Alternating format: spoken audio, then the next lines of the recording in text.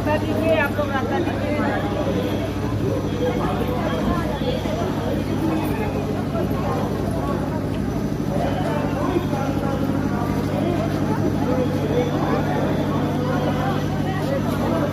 हटो हटो आप लोग हटो हटो हटो।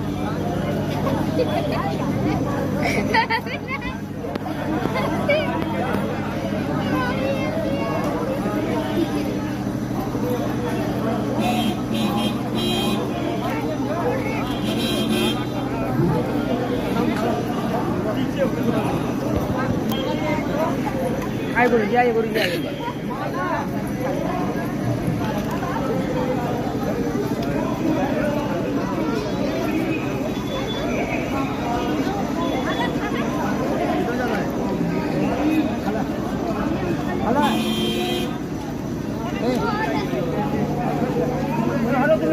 रास्ता छोड़ मंदिर आएंगे तो आपके यहाँ आएंगे, नाश्ता करके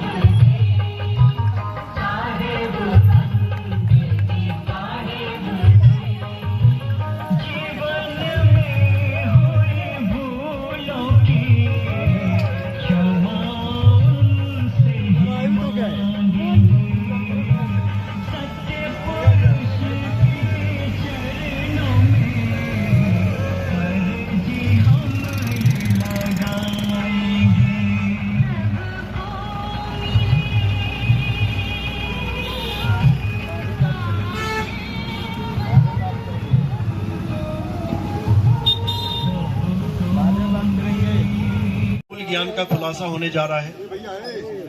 असल में ज्ञान दो प्रकार के होते हैं, एक होता है पवित्र ज्ञान, एक होता है मूल ज्ञान। पवित्र ज्ञान क्या होता है? जिसमें जितने भी धर्म है, जितने भी पंथ है, जितने भी पूजा साधनाएं अर्चनाएं हैं, जितने भी तीर्थ व्रत कुछ भी है, वो सब पवित्र ज्ञान में आता है। पवित्र ज्ञान एक बिगड़े हुए इंसान को, एक नास्तिक को आस्तिक बनाता है। पवित्र ज्ञान किसी अमली को जो नशे में डूबा हुआ है उसको एक सोबर आदमी बनाता है, साफ सुथरा इंसान बनाता है, यानी पवित्र आत्मा बनाता है। पवित्र ज्ञान में जितने भी दुनिया के मंत्र हैं, दुनिया के बोल रहा हूं मैं, किसी एक गुरु दो गुरु के नहीं, सारे संसार में जितने भी मंत्र हैं, जितने भी शब्द दिए जाते हैं गुरुओं के द्वारा जपने के लिए, ये सब पवित्र ज्ञान में आते हैं। जितने भी जप हैं, जितने भी तप हैं, जितनी भी साधनाएं हैं, इस काया की, चक्रों की, प्राणों की, जितनी भी पूजाएं हैं, पत्थरों की, पानी की, हवा की, आकाश की, अग्नि की, ये सब पवित्र ज्ञान में आता है। जितने भी उपवास हैं, चाहे वो करवा चौथ का हो, चाहे वो एकादशी का हो, चाहे वो पूर्णमासी का हो, ये सब पवित्र ज्ञान में आते हैं। तो मूल ज्ञान में क्या आता है? मूल ज्ञान में आता है केवल एक ज्ञान, और वो एक ज्ञान क्या है? आत्म ज्ञान। हम पवित्र ज्ञान को तो पकड़ के बैठ गए, लेकिन पवित्र ज्ञान के द्वारा हम एक नहीं हो पाए। हिंदुओं का जो रीति रिवाज है वो बिल्कुल अलग, मुसलमानों का जो रीति रिवाज है बिल्कुल अलग, जैनियों का, बौद्ध का, सबका अलग अलग। हम सब एक नहीं हो पाए, लेकिन एक होने के लिए क्या करना पड़ेगा? मूल ज्ञान में आना पड़ेगा। मूल ज्ञान का मतलब है आत्म ज्ञान। हिंदू देवताओं की पूजा करता है, मुसलमान नहीं करता है। क्या कभी एक हो सकते हैं? सारा जीवन लग जाए, धरती आसमान एक हो जाए, लेकिन हिंदू मुसलमान एक नहीं हो सकता। भले दिखावे के लिए कह दे कि आज ईद है, गले मिल लिए, आज होली है, दिवाली है, गले मिल लिए, लेकिन जब पूजा पाठ की बात आई तब क्या हुआ? हम देवताओं की पूजा नहीं करते। वो कहते हम भी कलमा नहीं पढ़ते। एक करके दिखा दे। एक कब होंगे? जब आत्म ज्ञान में आ जाएंगे। अब आत्मा हिंदू के पास है कि मुसलमान के पास नहीं है? सिख के पास है कि ईसाई के पास नहीं है? सबके पास है।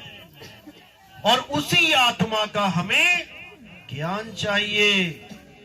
कृष्ण जी ने इतनी महाभारत के बीच सारा युद्ध रोक के जो ज्ञान दिया, वो ये नहीं दिया कि तुम मेरी मूर्ति की पूजा करो, तुम मेरे पत्थर की पूजा करो, या मेरे जहां जहां मैं पैदा हुआ या कोई लीला हुई वहां जाके तुम माथे रगड़ो। ये ज्ञान नहीं दिया। क्या ज्ञान दिया? हे अर्जुन, आत्मा अजन्मा है, आत्मा नित्य है, आत्मा शाश्वत है, आत्मा ही सनातन है। इस आत्मा का ना तो कभी जन्म होता है और ना ही इस आत्मा की कभी मृत्यु होती है। हम और तुम जन्म और मरण में लिप्त रहते हैं। क्या बोला? हे अर्जुन, तेरे और मेरे कई जन्म हो चुके हैं, लेकिन ये आत्मा अजन्मा है। तो किसकी पूजा करनी है? जो बार बार पैदा हो रहा है, मर रहा है, उसकी? या जो कभी पैदा ही नहीं हुआ और ना ही कभी मरेगा, उसकी? किसी को समझ में नहीं आ रहा। ये तब समझ में आता है जब आपके जीवन में कोई भेदी गुरु आता है। जपी तपी सन्यासी नहीं। आज तक जितने भी गुरु धारण किए गए, जपी तपी सन्यासी। जपी का मतलब क्या होता है? जो नाम जपता है। आज तक जितने भी गुरुओं के पास जितने भी चेले गए, गुरुओं ने क्या दे दिया? नाम दे दिया जपने के लिए। अब गुरु भी जपी तो चेला भी क्या बनेगा? जपी। अब किसी गुरु को देखा, वो एक हाथ ऊपर करके 8 साल से खड़ा है, कोई कांटों के ऊपर लेटा है, कोई आग में भाग रहा है, कोई पानी में खड़ा हुआ है सालों से। अब ये कौन है? ये है तपी। ये तप कर रहे हैं, तपा रहे हैं अपने शरीर को, कष्ट पहुंचा रहे हैं अपने शरीर को। इनको भी लोग गुरु बना लेते हैं। ये तपी हैं। और सन्यासी जो घर बार छोड़ के जंगल में बैठ जाते हैं मौन धारण करके, वो सन्यासी हैं। लेकिन साहिब क्या कह रहे हैं? मोको कहां ढूंढे रे बंदे, मैं तो तेरे पास में, ना मैं जप में, ना मैं तप में, ना एकांत निवास में। सारे जप कैंसिल कर दिए, सारे तप कैंसिल कर दिए, और एकांत निवास में जाने को भी मना कर दिया कि जंगलों में जाके पत्ते खा के, कंदमूल खा के परमात्मा नहीं मिलेगा। परमात्मा मिलेगा जब भेदी गुरु आ जाए। खोजी होए तुरंत मिल जाऊं एक पल की तलाश में, और कहे कबीर सुनो भाई साधो, मैं तो हूं विश्वास में। एक पल में भेदी गुरु भेद बता देगा। अब तुम्हारा जितना भी तुम्हारी दौड़ धूप है, ये सब खत्म। अब अर्जुन की तरह निशाना केवल चिड़िया की आंख पे लगाना है, यानी सीधा निशाना आत्मदेव पे लगाना है। किसका निशाना? सूरत का। इसी सूरत के द्वारा सीधे निशाना लगाना है आत्मदेव का, जिसको बोला कबीर साहब ने, निशाना कोई मारे संत सुजान। जब भेदी गुरु मिल जाता है तो ये सारे जप तप व्रत सब छूट जाते हैं। लेकिन दुख के साथ कहना पड़ता है कि कबीर पंथी तक इन जप तप व्रत में फंसे पड़े हैं। वाणी यही बोल रहे हैं दिन रात, ना मैं जप में, ना मैं तप में, और कर क्या रहे हैं? जप और तप ही कर रहे हैं। क्योंकि काल भगवान ने इनके दिमाग का ताला लगा रखा है। अब भेदी गुरु आएगा, चाबी देगा, तब ये ताला खुलेगा, फिर दिमाग एकदम खुल जाएगा, फिर हर चीज समझ में आने लग जाएगी, क्या करना है क्या नहीं करना है। इसी को बोला गया शब्द विहंगम चाल हमारी, और कहे कबीर सतगुरुदई ताली। खुले कपाट शब्द झनकारी, और पिंड अंड के पार सो देश हमारा है। कर नैनो दीदार महल में प्यारा है। लेकिन ये भेद वाणियां हैं, गुप्त वाणियां हैं, ये समझ में नहीं आती। लोग जपने में लगे हैं। कोई जप रहा है ज्योत निरंजन ओंकार निरंकार सोहं सतनाम, सारा जीवन इन्हीं 5 नामों में लगा दिया। अब इनसे पूछो ये 5 नाम है किसके? ये 5 परमात्मा कहां से आ गए? तो कोई जवाब नहीं। कहते नहीं ये काल है, तो काल है तो काल के नाम क्यों जपने? नानक साहब कहते तेरा एक नाम तारे संसार, कि हे परमात्मा तेरा एक नाम सारे संसार को तार देगा। 5 कहां से आ गए? अब कोई जपने लगा ओम कलियम हरियम शरियम सोम सत्यम, अब ये कहां से नाम आ गए? ये सब इस काया के ही नाम है। काया में जो चक्र हैं उसके नाम है, उनमें जो शक्तियां विराजमान है उनके नाम है। लेकिन विहंगम चाल नहीं है, ये स्टॉपेज है, रुक रुक के जा रहे हैं, विहंगम चाल नहीं है ये। और गरीबदास जी कहते हैं सतगुरु के लक्षण कहूं अचल विहंगम चाल, और हम अमरापुर ले गए ज्ञान शब्द सरघाल। सतगुरु का लक्षण यही है कि वो विहंगम चाल देता है।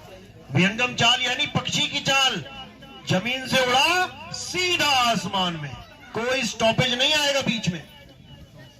लेकिन ये भेद केवल और केवल बंदी छोड़ सतगुरु कबीर साहब बताते हैं, तब जीव को समझ में आता है, नहीं तो नहीं आता। तो मदन साहब को कबीर साहब ने ये भेद दिया और आगे पंथ चलाने को कहा, लेकिन गुप्त पंथ चलाने को कहा।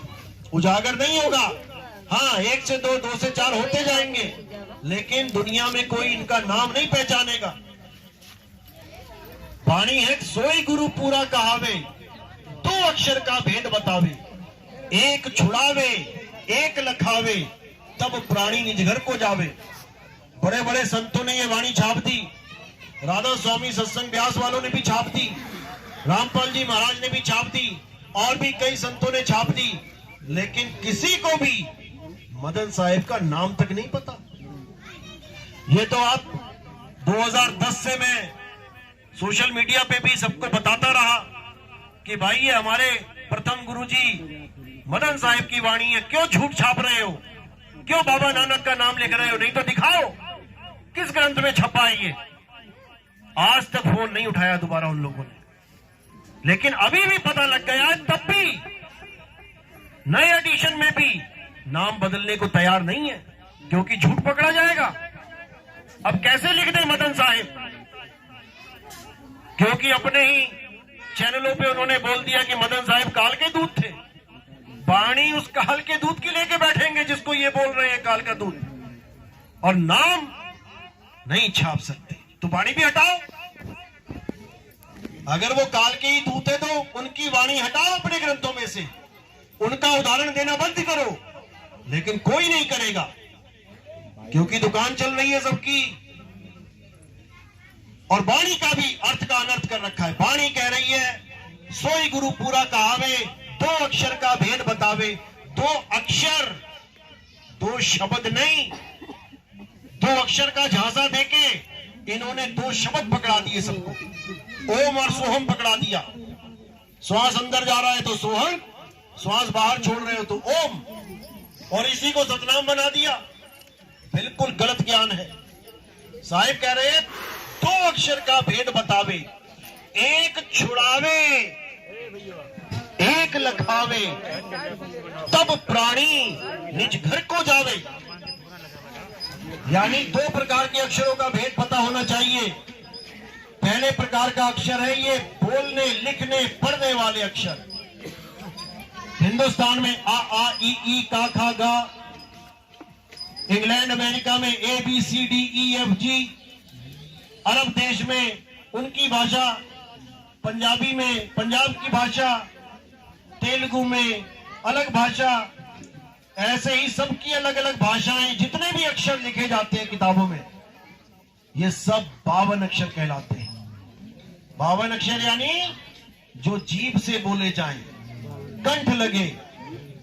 तो साहिब कह रहे होठ कंठ लागे नहीं, और जीभ या नहीं उच्चार, गुप्त वस्तु जो लखे सो निज हंस हमार।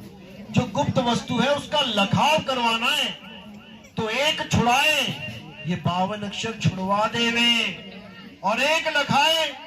लखाव किसका? उस गुप्त वस्तु का। अब वो गुप्त वस्तु है क्या? 5 तत्व प्रकट दिखाई दे रहे हैं एक दूसरे के, 5 तत्व प्रकट दिख रहे हैं। गुप्त वस्तु क्या है? गुप्त वस्तु है आत्मा, जो दिखाई नहीं देती, लेकिन बिना उसके पत्ता भी नहीं हिल सकता। उसी आत्मदेव को, गुप्त ज्ञान को जब लखाया जाता है, तब समझो कि अब तुम्हारे भरम टूटेंगे, अब तुम अपने वापस असली घर को पहुंचोगे।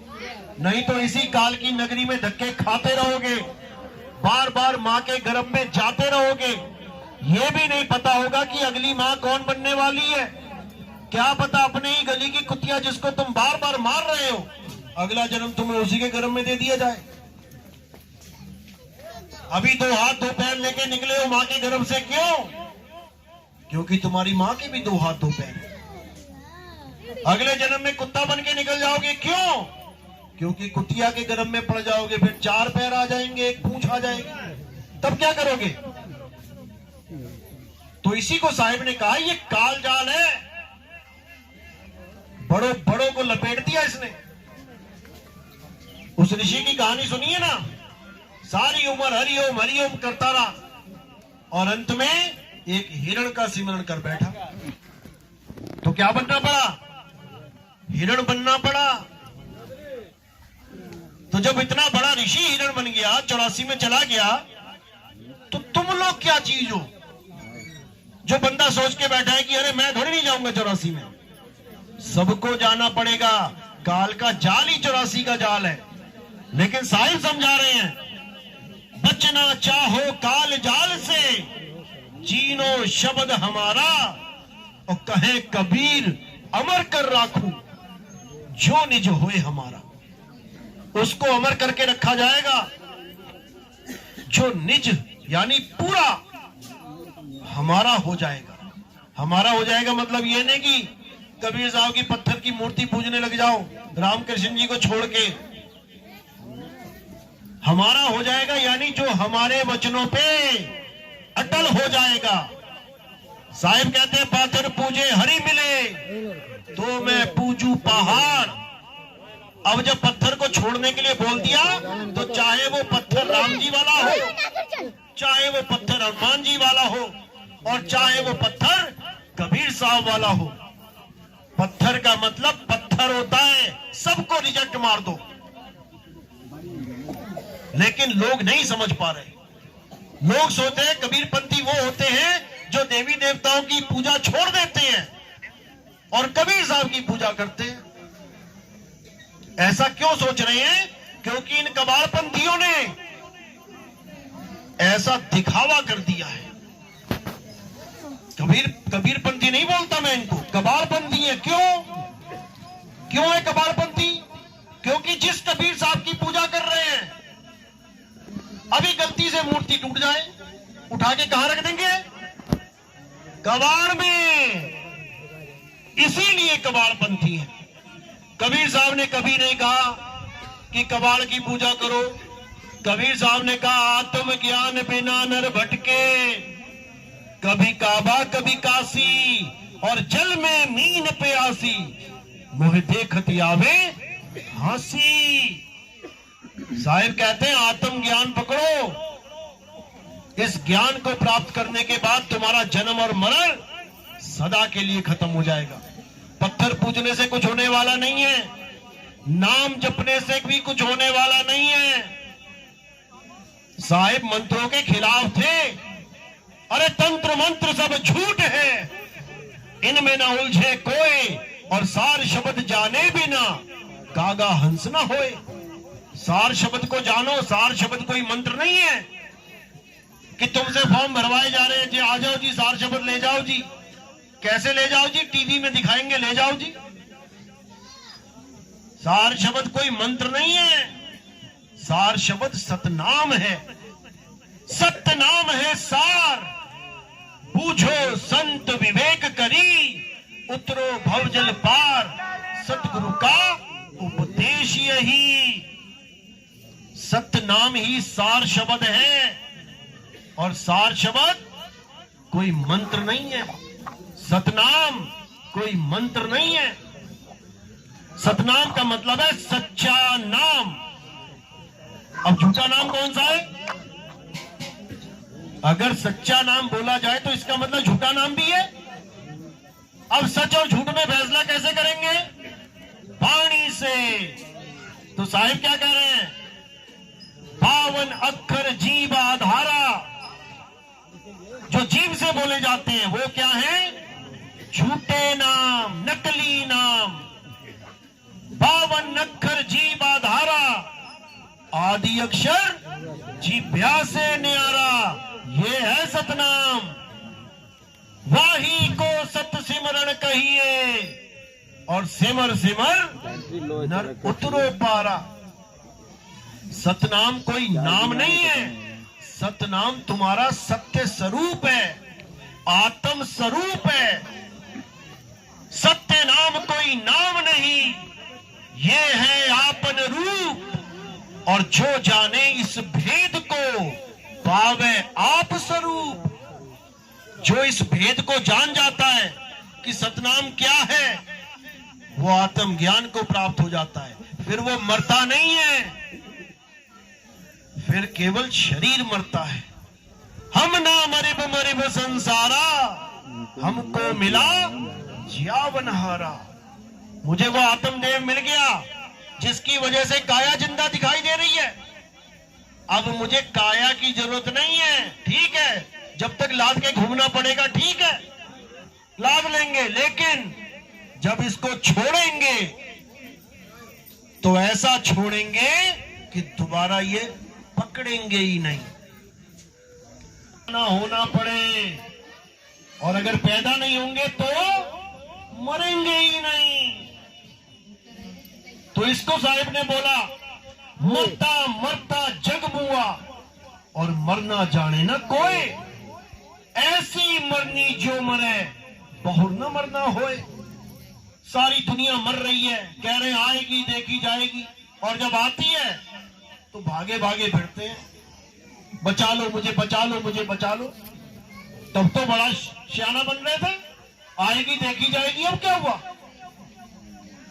क्योंकि कहना आसान है, शरीर छोड़ना बच्चों का खेल नहीं है। लेकिन साहिब ने कहा, जिस मरने से जग डरे मेरे मन आनंद, और मरने पर ही पाइए पूर्ण परमानंद। अगर तुम्हें सही तरीका पता है इस देह को त्यागने का, तो यकीन जानना ये तुम्हें मौत छू भी नहीं सकती। जिसको कहते हैं छूना भी, मारना तो बहुत दूर है, क्योंकि तुम कभी मर ही नहीं सकते। तुम अजन्मे हो, तुम नित्य हो, तुम शरीर नहीं हो कि बार बार पैदा होके मर रहे हो। ये शरीर मर रहा है, तुम नहीं मर रहे हो। तुम तो शरीरों में सुख दुख भोग रहे हो,